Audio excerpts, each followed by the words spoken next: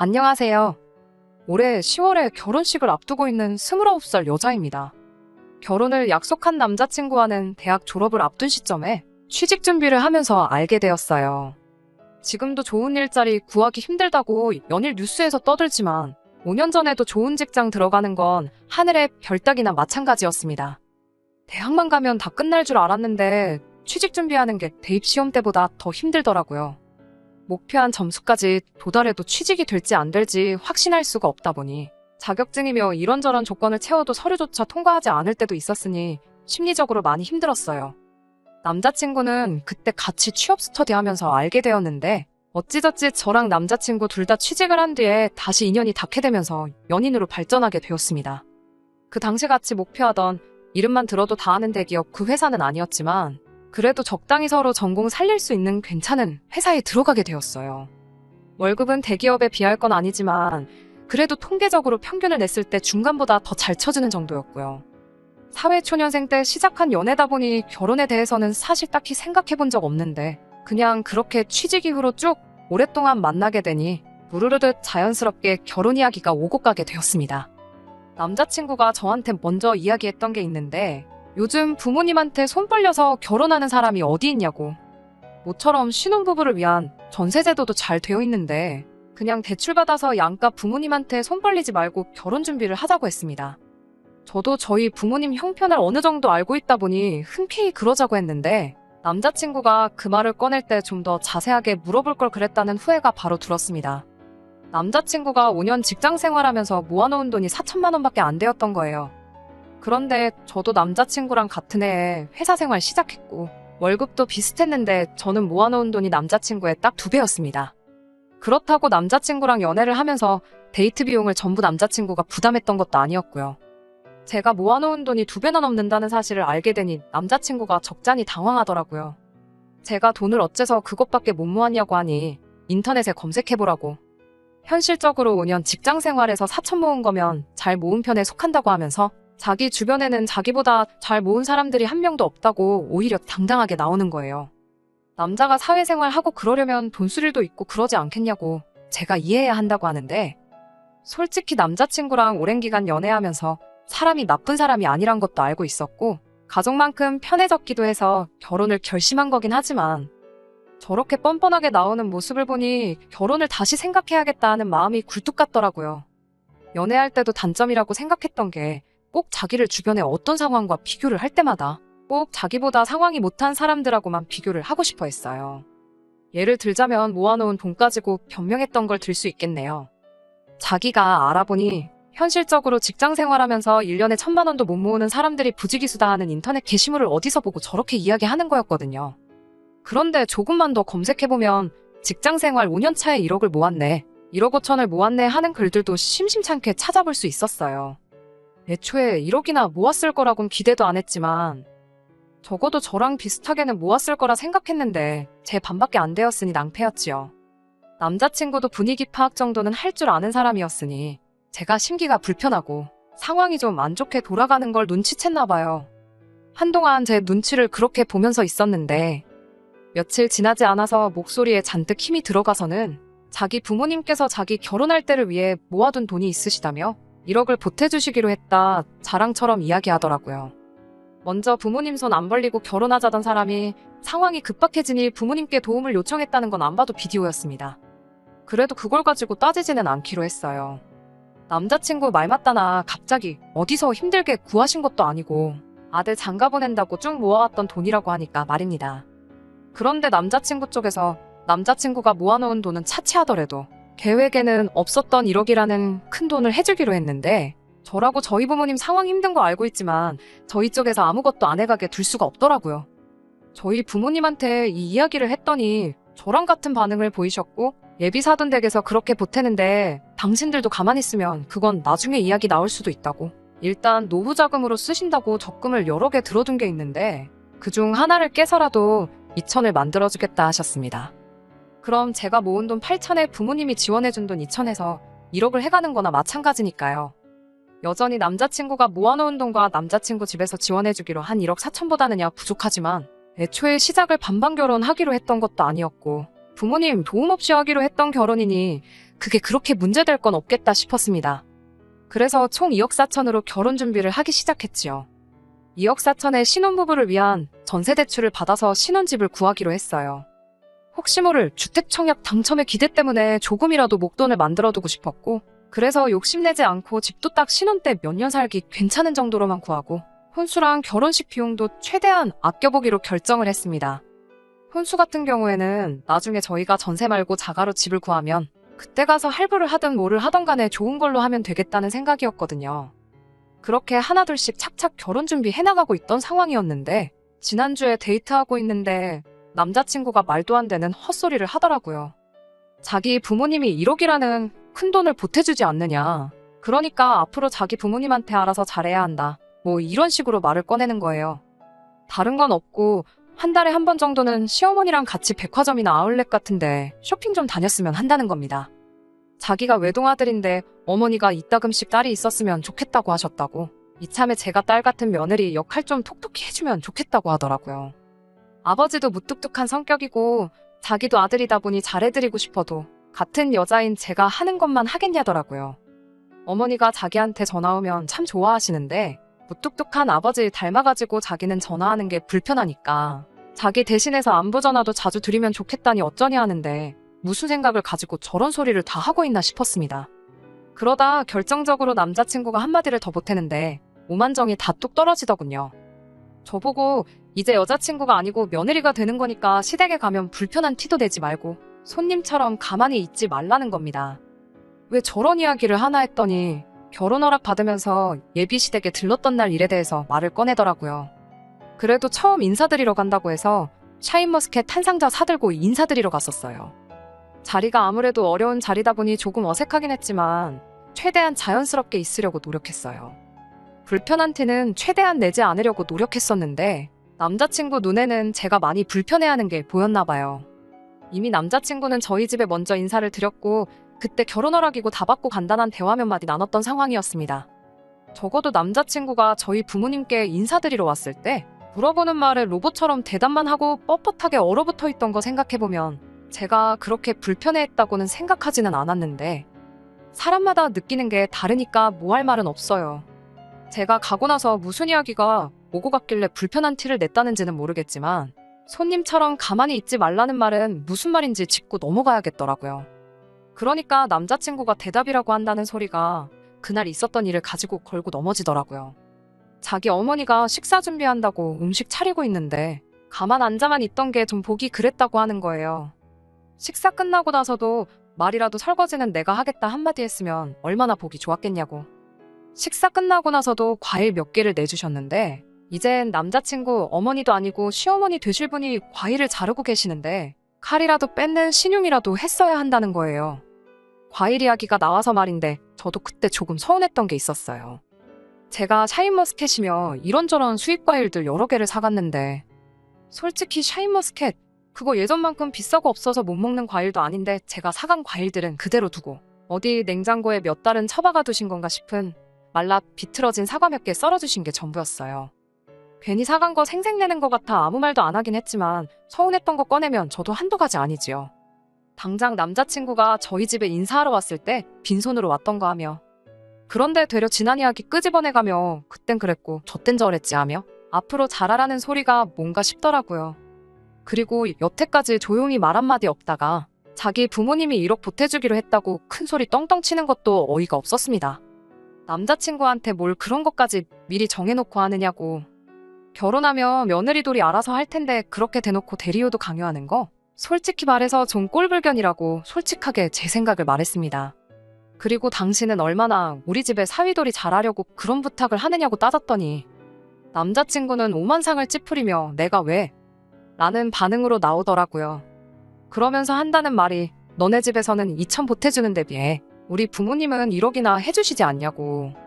그러니까 도리를 해야 되는 건 내가 아니고 너라고 하면서 딱 잘라서 말을 하더라고요. 여태 너 하는 꼴 보니 우리 부모님한테 그렇게 감사해야 하는 것 같지도 않아서 꺼낸 말이라며 결혼하면 알아서 잘하겠다고 회피하지 말고 노력하는 모습을 보이라네요. 결국 남자친구와는 그날 더 말이 통하지 않아서 그렇게 결론도 내지 못한 채 집에 돌아왔습니다. 원래는 퇴근하면 평일에도 가끔씩 만나서 결혼 준비한다고 만나 사소한 이야기 나누고 겸사겸사 데이트도 하고 돌아왔는데 오늘까지도 그냥 일 핑계 대면서 자리를 피하고 있어요. 결혼 이야기 오고 간 지 얼마나 됐다고. 차라리 사소한 걸로 자존심 싸움하는 거였다면 차라리 제가 아무 말도 안 했겠는데 시작부터 이런 역대급 대리요도 이야기를 꺼낼 줄은 몰랐습니다. 막말로 말이 남자친구 부모님이 1억을 해준다는 거지. 엄밀히 따지고 보면 저희 집보다 4천만 원 더 해오는 거거든요. 그걸 바꿔서 말하면 애초에 양가 부모님 지원 없었으면 남자친구가 저보다 4천만 원 덜 해오는 상황이었고요. 지금도 이러는데 만약에 저희 부모님이 2천만 원도 안 해주신다 했으면 얼마나 그걸 가지고 큰 소리를 떵떵 쳤을지 싶어요. 4천 차이에 이 정도인데 그게 6천만 원이었으면 조선시대 때 마냥 시부모님 상 차려드리고 저는 뭐 부엌 구석에 상 펴놓고 혼자 찬밥을 먹으라고 하고도 남았겠다 하는 생각도 들고요. 솔직히 결혼이고 뭐고 그냥 다 때려치고 싶은 심정입니다. 안녕하세요. 돈 얼마 더 해온다고 역대급 대리요도 강요하는 남자친구 때문에 사연을 보냈던 쓰니입니다. 댓글로 조언 남겨주신 분들께도 너무 감사드립니다. 남자친구와는 사연 올린 이후로 2주 동안 바쁘다는 이유로 안 만났어요. 주말에는 친구들하고 예전에 정해놓은 선약이 있다고 핑계대고 자리를 피했고요. 평소 같으면 회사 나가는 평일이라 할지라도 일주일에 2-번 정도는 남자친구랑 데이트를 하고 집에 들어오던 저였으니 칼퇴하고 와서는 집에서 한숨만 땅이 꺼져라 쉬고 있는 저를 보고 저희 어머니께서 뭔가 낌새를 눈치채셨던 것 같아요. 무슨 일이 있었는지 물어보시길래 남자친구와 있던 일을 다 이야기해줬더니 어머니가 대수롭지 않은 듯 그게 뭔 고민이냐고 하면서 언제 날 잡아서 남자친구나 한번 다시 집에 데려오라고 하시더라고요. 저는 파혼을 해야 하나 말아야 하나 고민하고 있었는데 별일 아니라고 하시면서 집에 데리고 오라 하시니 솔직히 이해가 되지 않았습니다. 어머니도 옛날 분이시니 남자친구가 틀린 소리 하는 게 아니라고 생각하시나? 하는 생각까지 들었어요. 그 주말이 돼가지고 남자친구 보고 저희 부모님이 한번 보자시니 오라고 했어요. 2주 동안 제가 만나는 거 피하는 게 티가 날 정도로 행동했으면 어느 정도 눈치를 챘으면 좋으련만 자기가 불리한 상황에서는 그렇게 눈치가 빠르더니 아직도 기고만장해 있던 남자친구는 장인 장모님이 사위를 벌써부터 오라가라 하신다고 짜증 섞인 말투로 농담을 다 하더라고요. 집단에는 농담이라고 능청스럽게 말하긴 했지만 그 말 한마디에서부터 이미 남자친구가 평소에 어떻게 생각하고 있는지 잘 말해주는 거라 생각했습니다. 그리고 저녁 시간 맞춰서 남자친구가 저희 집에 찾아왔는데 기대는 안 했지만 역시나 또 빈손으로 몸만 덜렁 왔더라고요. 제가 그걸 가지고 뭐라 한마디 했더니 저보고 괜찮겠냐고 자기가 뭐 사왔으면 또 벌써 2만 원만큼 결혼 비용에서 차이가 나지 않겠냐고 이죽거리는데 솔직히 한 대 걷어차주고 싶더라고요. 아무튼 그렇게 저희 집에서 부모님과 남자친구 저 이렇게 넷이서 식사를 했습니다.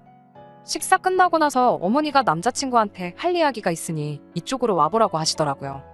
남자친구가 자리에 앉자마자 어머니가 통장 몇 개를 꺼내시는데 그 통장들은 부모님이 노후자금 하신다고 적금 여러 개 쪼개서 들고 있는 통장이었어요. 아직 만기가 한참 남은 것도 있고 그런데 대충 그 통장에 있는 돈만 합쳐보면 1억 3천 정도 되는 금액이 들어있었습니다. 그리고 어머니는 남자친구한테 이 돈을 결혼자금으로 주시겠다 하더라고요. 남자친구도 솔깃했을 거예요. 그 돈이면 신혼집 전세는 대출 따로 받을 필요 없이 구할 수 있었거든요. 아무리 이자가 싸도 아예 안 내는 것보다 쌀 수는 없잖아요. 어머니께선 그 통장을 모아들고는 남자친구한테 건네는 신용을 하면서 한마디 하시더라고요. 그럼 우리 집에서는 도합 1억 5천을 해주는 건데 앞으로 어떤 사위가 될 건가 한번 말해보라고 말이지요. 남자친구는 통장을 받아들이려고 뻗은 손을 공중에 멈춰서는 잔뜩 당황해서 시간이 정지한 것처럼 그대로 얼어붙어 있었습니다. 당황해서 한마디도 잊지 못하고 있던 남자친구를 두고 저희 부모님이 말씀하시기를 자네가 내 딸한테 무슨 이야기를 했는지 다 들었다고. 그런데 이제는 우리 집에서 돈을 더 해주는 상황이 되었으니 이제는 상황이 반대가 된 게 아니냐며 똑같이 해야 되는 거 아니겠냐 하더라고요. 저희 아버지가 토요일이 되면 새벽바람부터 등산을 가고 일요일에는 조기축구회에 나가세요. 그런데 등산이며 축구며 혼자 다니시니 적적하신 것 같아 보인다고. 남자친구 보고 앞으로 주말에는 등산이든 축구든 하나 골라서 장인하고 같이 다닐 수 있도록 하라고 하시더라고요. 원래도 회사에서 가끔씩 회식 대신에 주말에 등산을 가자고 불러내는 문화가 있다고 했는데 그때마다 등산이라면 아주 질색팔색을 하던 남자친구였거든요. 그런데 대뜸 이제는 등산을 빼도 박도 못하게 매번 가야 한다니. 그리고 부장님보다 더 멀게 느껴지는 예비장인과 한계라니 남자친구한테는 악몽과도 같았을 겁니다. 어머니는 이어서 말하시길 우리 집도 딸 한 명밖에 없어서 아들 있는 집 보면 부러웠는데 당신이 또 한깔끔 하는 성격이라 한 달에 한 번은 기분 전환으로 집안 가구 배치도 바꿔보고 대청소하면서 베란다 샤시 같은 것도 다 뜯어내서 물청소 싹 하고 싶었는데 아들이 없어서 그렇게 못하셨다고. 그러니까 앞으로 한 달에 한 번은 또 저희 집에 와서 대청소하는 걸 도우라고 하는 겁니다. 사위한테 처가에 와서 설거지를 시키겠냐, 밥빨래를 시키겠냐고.